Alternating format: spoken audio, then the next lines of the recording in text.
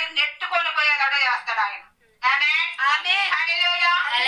చుట్టూ శత్రువు సమూహము పొంచి ఉన్నదా, నీకు కీడు పొంచి ఉన్నదా, అవన్నీ కూడా ఆ క్షణము ఎప్పుడైతే ఆయన రూపం దాల్చాడో మానవ రూపం అప్పుడే కొట్టివేయబడింది. బెదిరించే బెదిరింపు ఏదైనా సరే యేసునామములో అది కొట్టివేయబడింది అప్పుడే.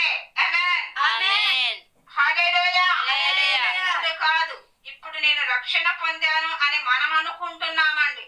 రక్షణ ఆయన పుట్టిన దినమననే ఇచ్చాడు.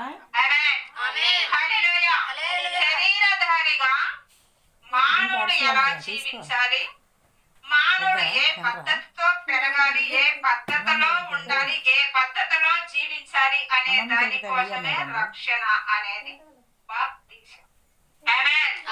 రక్షణ అయితే అసలు మానవులకు ఎప్పుడు వచ్చింది అంటే ఆయన ఎప్పుడైతే గర్భము దాల్చిందా అమ్మ నీ కోసం నా కోసం, ఎప్పుడైతే ఆమె నిందలు అనుభవించిందో, నిందలు వచ్చిందో అంటే ఆమెకి ఎన్ని నిందలు వచ్చి ఉంటాయి. ఇప్పుడు మనం చేసిన పొరపాటుల గురించి మాట్లాడితేనే నొచ్చుకుంటా ఉంటాం. ఆమెకి ఎన్ని నిందలు రావాలండి కన్యక్కి? పెళ్లి పేరంతం కాకుండా పెళ్లికి ముందే ఆ పసుపు కుంకాలు పెట్టుకున్నారు అంతే. పసుపు కుంకాలు పెట్టుకున్నా ఈ పిల్ల నాది అనిపించుకున్నాడు వేసావు అంతే. ఇంకా పెళ్లి కాకుండా వాళ్ళు ఏకము కాకుండా పెళ్లి ఇంటిలోకి ఆమె అడుగు పెట్టకుండానే ఇదేంద్రా కడుపు వేసుకొని తిరుగుతుంది అని ఎంతమంది అని అంటారు. ఎన్ని నిందలు, ఎన్ని అవమానాలు మొత్తము మన భారం మొత్తము అప్పుడు ఆమె మోసేసినట్టే. అమ్మ కూడా అందరి రక్షణ నిమిత్తము కదా ఆమె కూడా ఓర్చుకున్నది. అవును కదండి. ఆ మనసు ఎవరు ఇచ్చారంటావు? యెహోవా ఇచ్చినది కదా. మన కోసం నిందలు అనుభవించింది. ఎందుకంటే నేనొక్కదాన్ని నిందపడినను, నేనొక్కదాన్ని అవమానం పడినను, నేనొక్కదాన్ని చి అనిపించుకున్నాను. సమస్త భూజనులకి రక్షణ రక్షణార్థం అనే ఒక దినము రాబోతున్నది. అందు నిమిత్తము సమస్త జనులు, భూజనులు, సమస్త లోకం మీద ఉన్న ప్రతి ఒక్కరూ, ఆకాశము కింద ఉన్న ప్రతి ఒక్క మానవాళి రక్షణలో వెలుగులో ఉండటానికి నేను ఈ నింద అనుభవిస్తా. ఆమెది కూడా గొప్ప నిర్ణయం అని చెప్పాలి. గొప్ప నిర్ణయం తీసుకుందండి. ఈ ఒక రక్షకుడు మీకోసం ఇశ్రాయేలును రక్షించువాడు మీలో గుంట రాబోతున్నాడని ప్రవక్తల ఫస్ట్ నుంచి చెప్తున్న మాట నేను చిన్న పిల్లప్పుడు కానుంచి వింటున్నా. వాస్తవానికి కన్యక గర్భాన ఒక దేవుడు పుట్టబోతున్నాడనే మాట నేను కూడా ఇని ఉన్నా. అది నేనే అయి ఉన్నానా? అది నేనేనా? అయితే నేను ధన్యురాలను. నీ దాసురాలనైన నేను నీ పని నిమిత్తము వాడబడాలి అంటే నిశ్చయముగా నేను నీ మాట లోబడతా. ఏ నింద వచ్చినా అది నేను భరిస్తా, తీసుకుంటానా. హల్లెలూయా అని ఆ క్షణములో ఆమె ఆ నిర్ణయం తీసేసుకుంది. ప్రార్థన చేసుకుంటున్నాము కాడికి దూత వెళ్ళి వర్తమానం చెప్పినప్పుడు ఏమన్నదండి? నీ దాసురాలనైనా నేను నీ మాటకు సిద్ధముగా ఉన్నా. నువ్వు ఎలా చెప్తే అలా నేను నడుచుకోవడానికి నేను ఏకీభవిస్తాను నీతో. నీ మాటకు నేను లోబడతా అని మాటకు లోబడిపోయిందండి. 14-15 సంవత్సరాల వయసు ఉండొచ్చు అంతే. ఇంకా వెనకటి కాలంలో అంతేగా చేసేది పెళ్ళిళ్ళు. ఆ వయసున అంత పెద్ద నిర్ణయం తీసుకోగలిగింది అనంటే ఆమెకి ఏం తెలిసి ఉన్నదండి? ధర్మశాస్త్ర వాకులు బాగా తెలుసు. ధర్మశాస్త్రం వాకులు మరియకు బాగా తెలుసు. ఆమె బాగా భక్తిలో సాధనలోనే ఉన్నది. భక్తి సాధనలోనే ఆమె నడబిడక సాగిస్తూ ఉన్నది. దేవుడు మాట్లాడే దేవుడు మనకున్నాడు. ఆయన మనల్ని నడిపించాడు, మన పితరులను విడిపించాడు అనే ఒక ధ్యానంలో ఆమె ఉన్నది. ఆమె కాడికే అసలైన ఆయన వచ్చేసాడు.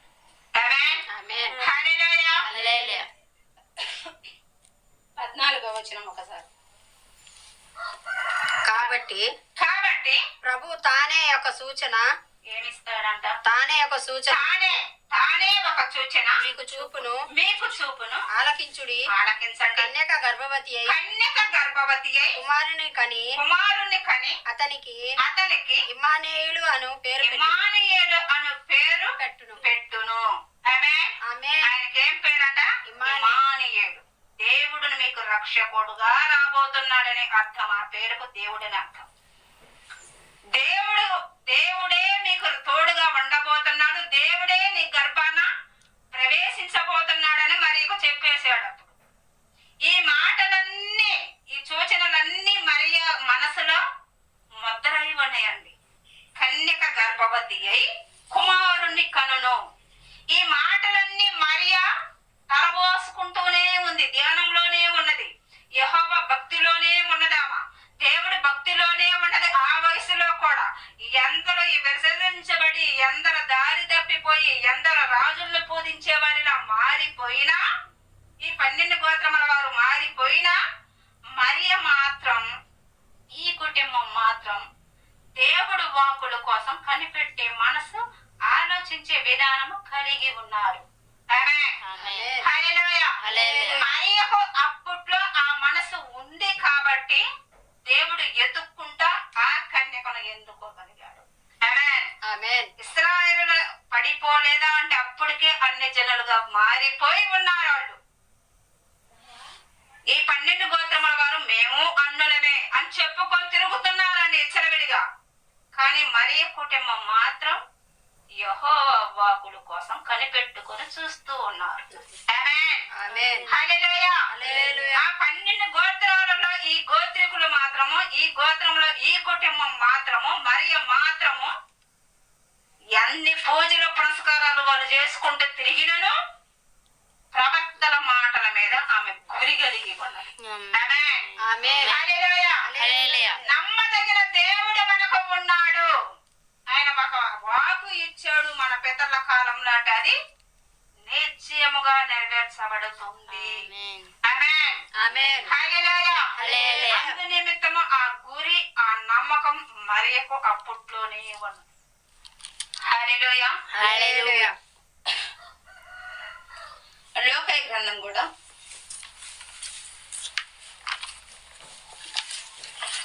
అదే 2వ అధ్యాయం 3వ వచనం ఒకసారి మీరు.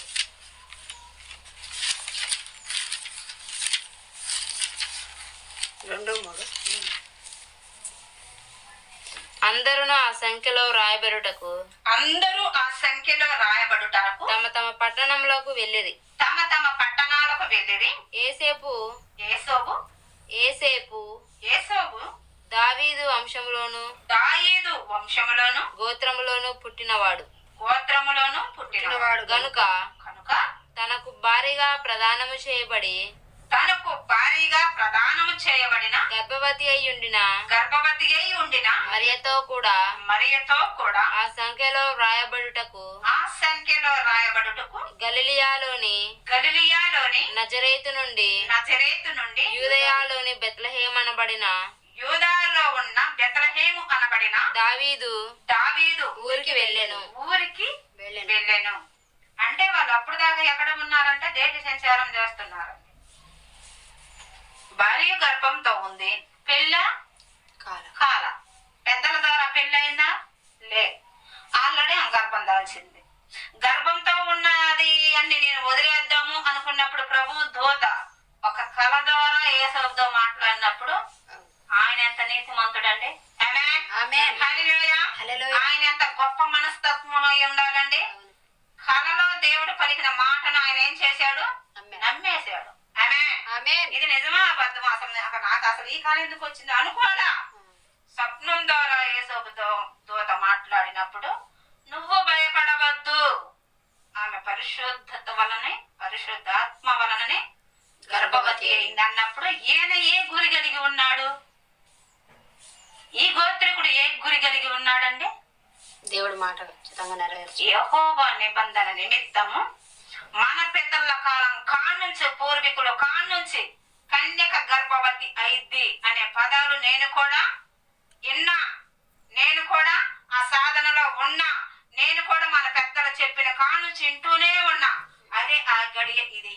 ఏమో ఇదే కావచ్చు.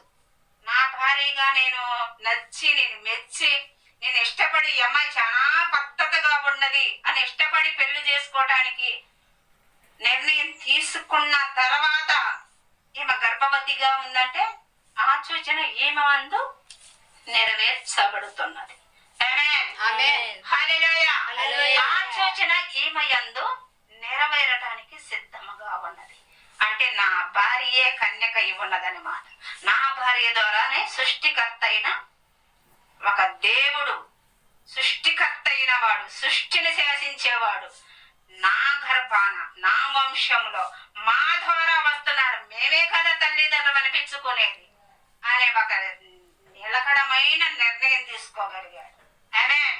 అప్పట్లో ఆయన ఆ నిర్ణయం తీసుకోకుండా ఈ కళ ఎందుకు వచ్చిందో ఏమో, నాకెందుకు ఈ బాధ, నేను ఏడబడేది నిందలో, ఆ ఓడు కాడికి పోయి తెచ్చుకుందో కడుపు అనుకోలే. హల్లెలూయా. దేవుడు మాటలకు పరిపూర్ణముగా లోబడిన వారి వీరు. అందుకే తరాలు చెప్పుకోగలుగుతాం. దేవుడు మాటలు బహులోతుగా ఉండును. దేవుడు చెప్పాడంటగా ఏంది ఇంకా జరగల, 2 నెలలు లేదు కాదు చెప్పి, ఏంది ఇంకా గానా, ఓ పోయినాడు చెప్పింది ఎంతవరకు ఏం లే, ఎట్ట అంటారు తరాలు జరిగింది. యెహోవా వాక్కులు ఎట్లా ఉంటాయనంటే తరాలు జరిగిద్దండి. రాబోయే సంగతులు, రాబోయే యుగానికి సంబంధించిన విషయాలు కూడా ప్రవక్త ద్వారా ఆయన బయలుపరుస్తాడు. అప్పట్లో కూడా మనం ఇంతే ఆయన అంటారు, మనలాంటి బ్యాచీలు కూడా. ఏషియా ఆయన చెబుతుండు జరిగినది. ఓ 100 ఏళ్ళ నుంచి చూస్తున్నాం మేము ముసలోళ్ళం. ఆయన పిల్లల కానుంచి అన్నాం. ఆయన చెప్పిందంట కన్యక గర్భవతి అయిద్దంట, పుడతాడంట, ఆయన మనల్ని రక్షిస్తాడంట అనుకునే వాళ్ళు ఎంత మంది అని ఉంటారండి.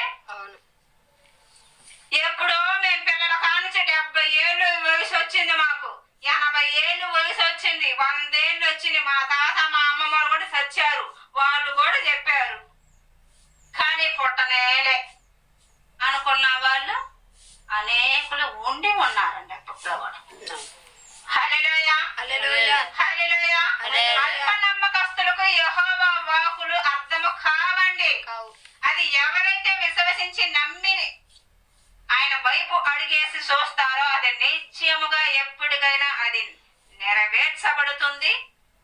మరియ గురించి ఇప్పటికీ మనం ఎందుకు చెప్పుకుంటున్నాము, ఎందుకు ఆ ప్రస్తాపన తెస్తున్నాము అని అంటే దేని నిమిత్తమై ఉన్నదండి?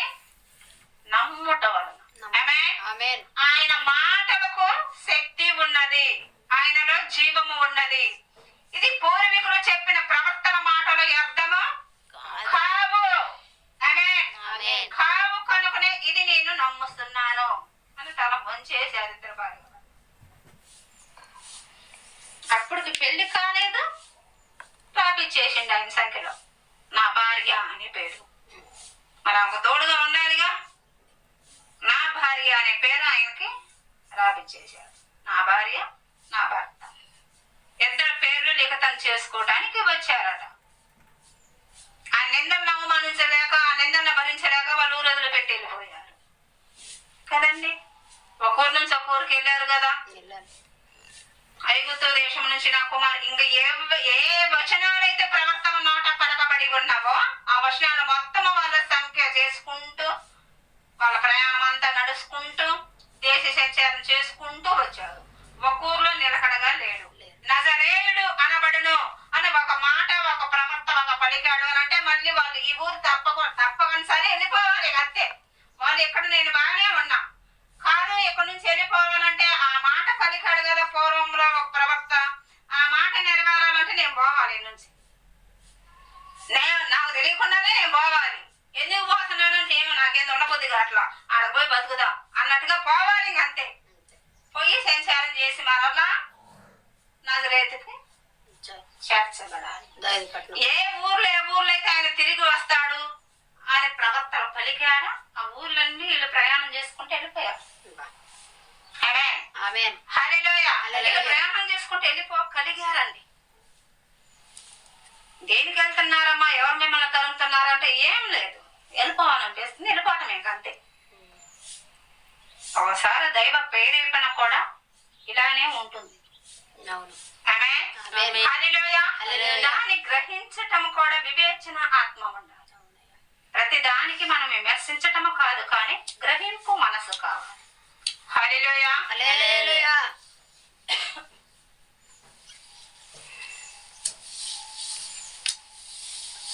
యెషయా గ్రంథం అంటున్నా.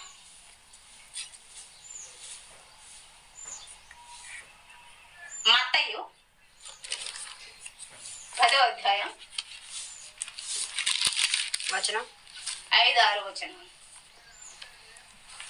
యేసు యేసు ఆ 12 మందిని ఆ 12 మందిని పంపుచు పంపుసు వారిని చూచి వారిని చూసి వారికి ఆజ్ఞాపించిన దేశమేదనగా వారికి ఆజ్ఞాపించిన దేశం ఏదనగా మీరు అన్యజనులను మీరు అన్యజనులను దారిలోనికి దారిలోనికి వెళ్ళవద్దు.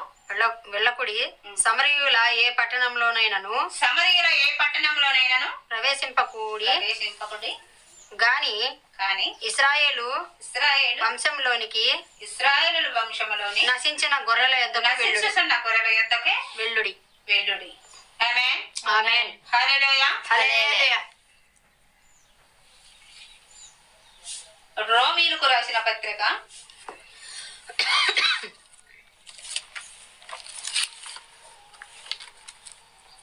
5వ అధ్యాయం 6వ వచనం.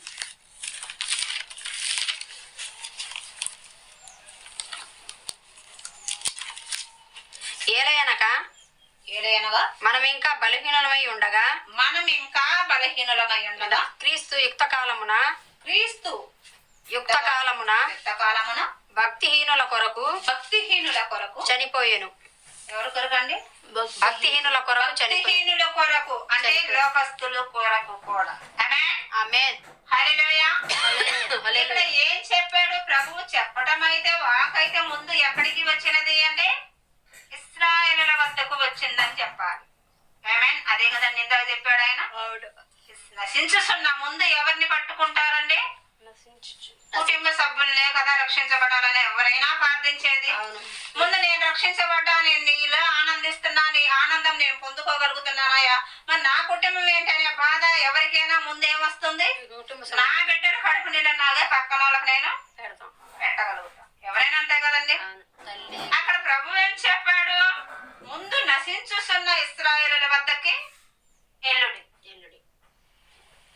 సమాజంలోకి అన్ని జనుల్లోకి ముందుగా మీరు సమరయ ప్రదేశాలలోకి ముందుగా వెళ్ళవద్దు. ముందు ఎవరికి కట్టుకట్టాలి? ఎవరికి వైద్యం అవసరం? నశించుతున్న బాగా దెబ్బ తగిన వాడికి వైద్యం ముందు కావాలి, అవసరం. ఇప్పుడు దెబ్బ ఎవరికి ఎక్కువ బాగా తగిలిందంటే ఇశ్రాయేలుడికి. ఆమేన్. ఆమేన్. హల్లెలూయా. హల్లెలూయా. ఎందుకు వీళ్ళు నశించుతున్నారమ్మా అనంటే వీళ్ళే తెలుగుకొల్ల వాళ్ళ మాలో నుంచే ముందు వచ్చింది కనుక అనే చిన్న ఫీలింగ్ లో ఎచ్చులబడుతున్నారే, కానీ వాస్తవానికి గ్రహింపక పుట్టివారిగా ఉన్నారు. హల్లెలూయా. యెషయా గ్రంథంలో చదువుకుంటాం కదా, నా ప్రజలు తెలివి లేకయే నశించుతున్నారు, ఆలోచన జ్ఞానము లేకయే నశించుతున్నారు. ముందు ఎక్కడికి వెళ్ళమన్నాడు? ఇశ్రాయేలులో నశించుతున్నవారు, పడిపోయిన వారు, బలహీనులుగా ఉన్న వారి వద్దకు మీరు పోయి ముందు నా రాజ్య సువార్తను ప్రకటించు. నేను వెలుగై ఉన్నానని, నేనే పుట్టి ఉన్నానని, యెహోవా వాకే శరీరధారిగా వచ్చిందని నా బిడ్డలకు ముందుగా చెప్పండి. నా బిడ్డలకు ముందుగా వైద్యం చేయండి. నా బిడ్డల ముందుగా రక్షణలోకి రావడం నాకు ఇష్టం. ఆమేన్. నా ఇంటి బిడ్డల కడుపు నిండిన నాకైనా పక్కింటి అమ్మాయికి అన్నం పెడతా. అది వాస్తవం కదండి. కళ్ళ ముందు ఎవరో బిడ్డలను చంపుకొని పక్కన వాళ్ళకి పెట్టారు కదా. ఎంత ప్రేమించుంటాడండి ఇశ్రాయేలును. హల్లెలూయా. ఎంతగా ఆయన ప్రేమించాడండి. ఇప్పుడు చాలా మంది క్వశ్చన్ ఏంటి అని అంటే, ముందుగా మినిస్ట్రీలు చేసే వాళ్ళు ఉన్నారు కదా, ఇప్పుడు మినిస్ట్రీలుగా మార్చబడినవి కదండి. ఎవరు వాళ్ళంతా? అన్నుల్లో గుంట ఉన్న వారిలోకి యెహోవా వెలుగు వెళ్ళినప్పుడు, వాళ్ళ మీద ప్రకాశించినప్పుడు వాళ్ళు వెలుగును గ్రహించారు. ఆమేన్. హల్లెలూయా. ఆయన జీవాన్ని గ్రహించగలిగారు. గ్రహించి వాళ్ళు మినిస్ట్రీలుగా మారిపోయారు. అన్ని జనుల్లో గుంట వచ్చిన వాళ్ళ మీదకి వెలుగు ప్రకాశించినప్పుడు ఏమైంది? వాళ్ళు వెలగలిగారండి. ఆమేన్. వాళ్ళు ఎలిగి మినిస్ట్రీలు అయిపోయారు. లక్షల మంది జనాంగం ఎందుకు పోతున్నారమ్మా ఈ సంఘానికి ఆ సంఘానికి అంటే వాళ్ళు అన్ని జనుల్లో గుంట పిలవబడిన వారు. ఆమేన్. అన్ని జనం ఇంకా లోతు ఉంటది. అన్ని జనులు అంటే వేరుంటారు. అయినను కూడా వీళ్ళు కూడా అన్ని జనులుగా మారి ఉన్నారు కదా. ఇశ్రాయేలు కూడా వాళ్ళలో ఉంటే దేవుడు ప్రకాశింపోయినప్పుడు వాళ్ళకి ఆ తేజస్సు అనేది ఆ ఋషి అనేది వాళ్ళు పట్టుకున్నారండి. అసలు ముందు ఎవరి దగ్గరికి వెళ్ళింది? ముందు ఎక్కడికి వెళ్ళింది? ఇశ్రాయేలు కాడికి. నశించుతున్నారు నా బిడ్డలు, నన్ను కానకే వీళ్ళు పడిపోయారు అనే కదా ఆయన పుట్టింది. అవును.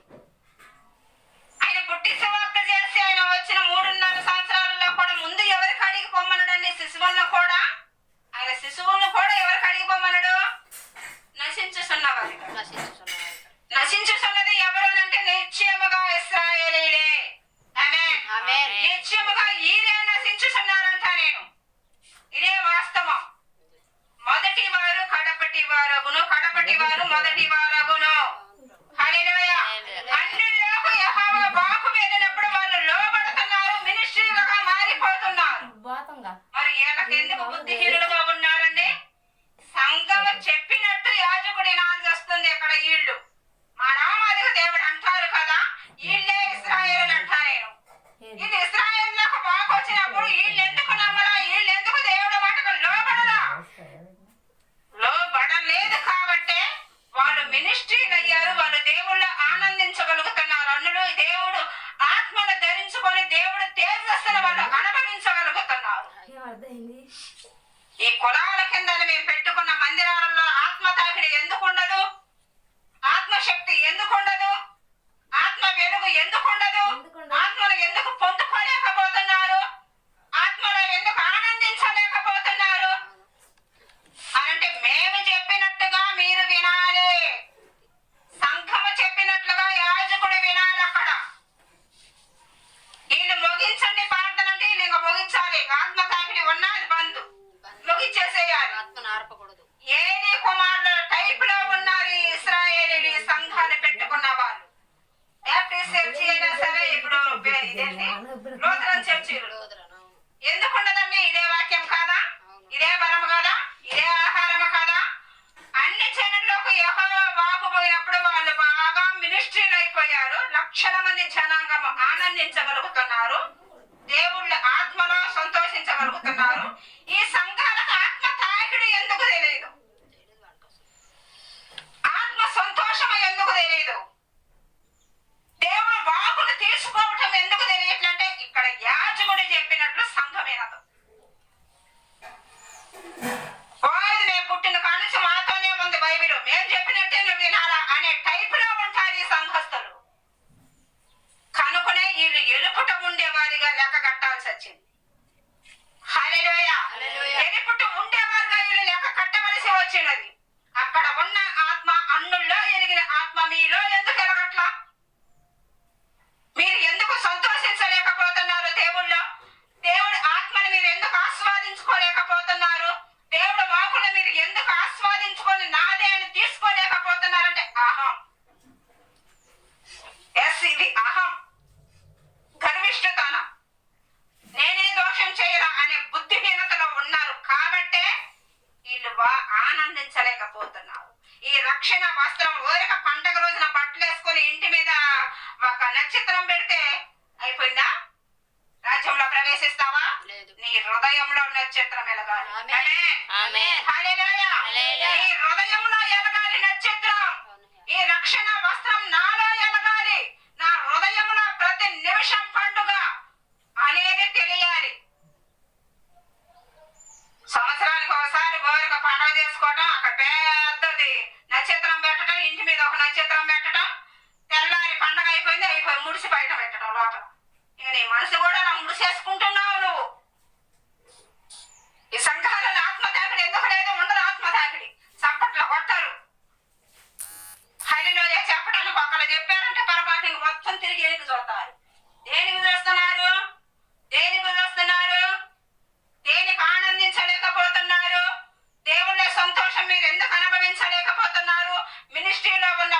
నీ కాడ లేదా? ఉంది. అన్నిల్లో ఉన్న వెలుగు నీ కాడ లేదా? ఎందుకు ఉండలేదండి? తీసుకోలేకపోతున్నా. గర్వప హృదయం. నేను చెప్పినట్టు యాజకుడు వినాలంటే అది కుదిరే పని కాదు. ఆమేన్. ఆమేన్. హల్లెలూయా. ఈ గర్వప హృదయ ఆ ఆలోచనతో వల్లనే కదా ఆత్మలో సంతోషించటం తెలియక ఎక్కడేసిన గొంగడు అక్కడే. కులాలు ఎక్కడ పెట్టారు? కులాలకు సంఘాలేంటి? ప్రతి వారిని చేలకు పోతారు. చేలలో పోయి మిరగాలు పోసుకుంటూ పత్తిరుసుకుంటూ వ్యర్థమైన చెత్త ముచ్చట చెప్పుకోకపోతే మీలోకి ముందు నా వెలుగు వచ్చింది, నేను పండుగ చేసుకుంటున్నాను కులుకుతున్నారు కానీ ఈ పండుగ అర్థం ఆయన ఎందుకు వచ్చాడనే అర్థం ఒక్కళ్ళకైనా సువార్త చేసిన బతుకులున్నవా? అన్నులకు మీరు ఎందుకు సువార్త చేయలేకపోతున్నారు? మీతో మీరు పనికి పోయినప్పుడు పనుల కాడ ఎందుకు సువార్త చేయలేకపోతున్నారు? ఎందుకు రక్షణ పొందుకోలేకపోతున్నారు అవతలోళ్ళు? ఇక పొద్దుగోకలంగా మీరేనా? మాది గొలక సంఘం ఒకటి, మాలోళ్ళ సంఘం ఒకటి. మీ నలుగురు ఓటం అడగూర్చోటం భజన చేసి రావటమేనా? ఏం తెలుసుకుంటున్నారు? ఏం చేస్తున్నారు? చేలల్లో సువార్త చెప్పాలి. అవకాశం అప్పుడు చెత్త ముచ్చట మాట్లాడేదానికి యాజకులు నువ్వు రెడ్డికి పోయినవా పనికి? సాఫరోడికి పోయినవా? ఎవరికా ఇప్పుడు పేర్లు అక్కడ పెట్టారుగా. నేనైతే కులం నమ్మను. ఎవరికి నువ్వు పనికి పోతే వాళ్ళకు సువార్త దేవుడు మాటలు చెప్పు. సంఘంలోకి వేరే పేస్టర్లు ఎందుకు రావటల్లా? ఎవరు పెట్టారండి? పోనీ మీరైనా వెలుగుతున్నారా? మీ వెలుగు పక్కన వాళ్ళకు ప్రకాశించి ఏమన్నా మారుతున్నారంటే లే.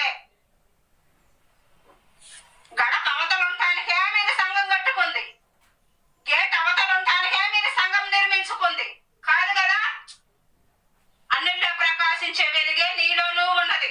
అక్కడ బోధించే వాక్యము, అక్కడ బోధించే బైబిలే కదా నీ చేతిలో కూడా ఉన్నది, నీ మందిరంలో కూడా ఉన్నది, నీ ఇంట్లో కూడా ఉన్నది. నీ కోసము కదా ఆయన అసలు పుట్టినది. ముందు ఎక్కడికి పొమ్మన్నాడు? ఎలకే పొమ్మన్నాడు కదా. మా కాడికి వచ్చింది అని కొనుక్కుంటూ మాట్లాడటమే సరిపోతుంది కానీ దేనికి వచ్చాడు ఆయన? ఎందు నిమిత్తము దిగి వచ్చాడు? భూలోకానికి వెలుగన్నాడు ఆయన. లోకానికి వెలుగన్నాడు. ఒక్కింటికి కాదు కదా. నువ్వు పొందుకున్నావు, దేవుళ్ళ నువ్వు ఆనందిస్తున్నావు. నీ ఒక్కిళ్ళు అంటే నీ హృదయమే నువ్వు ఆనందిస్తే సరిపోవునా? పక్కనోళ్ళు నువ్వు నిజంగా ప్రేమిస్తే చెప్పాలి కదా సువార్త. చెప్పాలి కదా నిజంగా దేవుడు వాకుణ్ణి. ఆయన నీ కోసం నా కోసం జన్మించాడమ్మా. నీ శాపం నా శాపం ఆయన పుట్టినప్పుడే కొట్టేశాడమ్మా. ఇక నువ్వు ఎలా బ్రతకాలి అనేదానికే నీకు బాప్తీసాం. ఎలా పద్ధతిగా ఉండాలి అనేదానికే బాప్తీసాం. ఆయన నమ్మాను, నేను నమ్మాను, ఆయన నా కోసం పుట్టాడని నమ్మటానికే బాప్తీసాం. అసలైన రక్షణ నీకు ఆయన పుట్టినప్పుడే వచ్చింది. ఆమేన్. హల్లెలూయా. అసలైన నీ పాప శాప దోషాలను పుట్టినప్పుడే కొట్టేశాడండి. ఆమేన్. హల్లెలూయా. ఆ ఆలోచన ప్రతి సంఘానికి వచ్చును గాక. ఆమేన్. ఎక్కడ వేసిన గొంగడు అక్కడ ఉండడానికి వీలు లేదండి. ఈ రక్షణ సువార్త అవునా?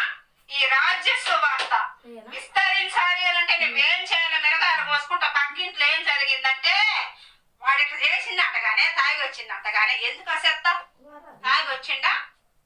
పాదండి. దేవుడు మన కోసం ప్రాణం పెట్టాడు. దేవుడు మన కోసం పుట్టాడు. నా కోసం వచ్చిండు ఆయన. నీ కోసం కూడా వచ్చాడు. యాజకులు కాడికి పోయి ప్రార్థన చేయించుకోమ్మా. నీ పరిస్థితి యాజకులకు చెప్పు, పక్కింటి వాళ్ళకొద్దు. చెప్పి చేయించుకో. నీకు రక్షణ, మనకు రక్షణ అప్పుడే వచ్చిందండి. ఇప్పుడు నువ్వు ఎలా బ్రతకాలి అనే క్రమం నేర్చుకోవాలంటానికే నీకు బాప్తీసం. కనుక నువ్వు ఇలా చెయ్యి అని చెప్పగలగాలి. ఏంది ఇట్లా చేసిందంటగా ఆయనకు సోదంతా చెప్పు. ఎందుకండి సినిమా స్టోరీ లాగా సోది చెప్పుకుంటూ కూర్చుంటారు కానీ ఎందుకు ఎలగట్లా? ఎందుకు ఆత్మ తాకిడి వంటలా? ఎందుకు ఆత్మలో ఆనందించటం తెలియట్లా? దేవుళ్ళు స్తుతించడం. ఆయన వరకు పుట్టాడు, మా దేవుడు పుట్టాడు. క్రిస్మస్ వచ్చింది, కొత్త గుడ్లు తెచ్చుకున్నాం, పండగ చేసుకున్నాం, మాంసం తెచ్చుకొని తిన్నాం. ఇదా పండగ? ఇదా? ప్రతి హృదయంలో ప్రతి రోజు నక్షత్రం ఎలిగే ఉన్నది. ఆయన పుట్టినప్పుడే నీలో ఎలిగి ఉన్నాడు.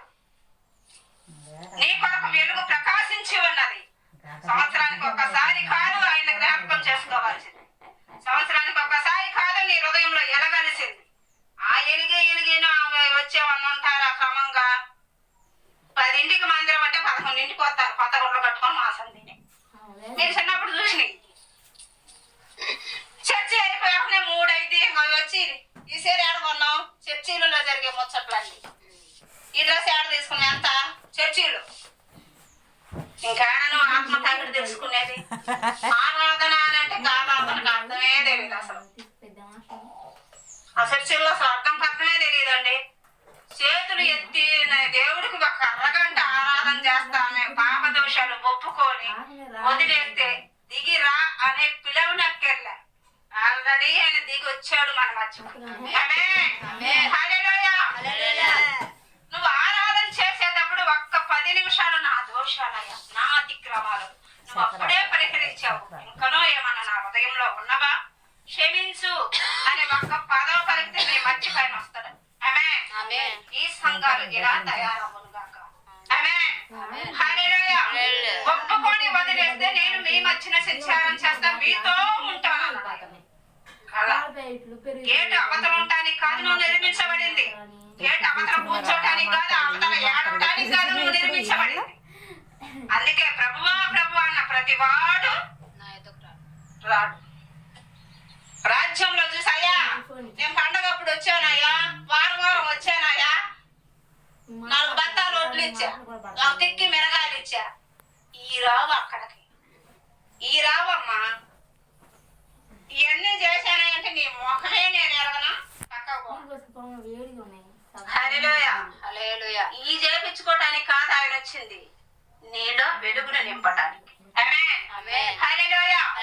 రక్షణ సువార్త ప్రకటన చేయండి అని అంటే ఈ కూరగాయలు తీసుకోవడానికి బియ్య పత్తాలు తీసుకోవడానికి కాదు ఆయన వచ్చింది. ఆయన లేనోడే కాదు. నీ దేహం అనే పత్తాలో నీ హృదయం అనే ఇంట్లో ఆ వెలుగును నింపుకో అని. హల్లెలూయా హల్లెలూయా హల్లెలూయా.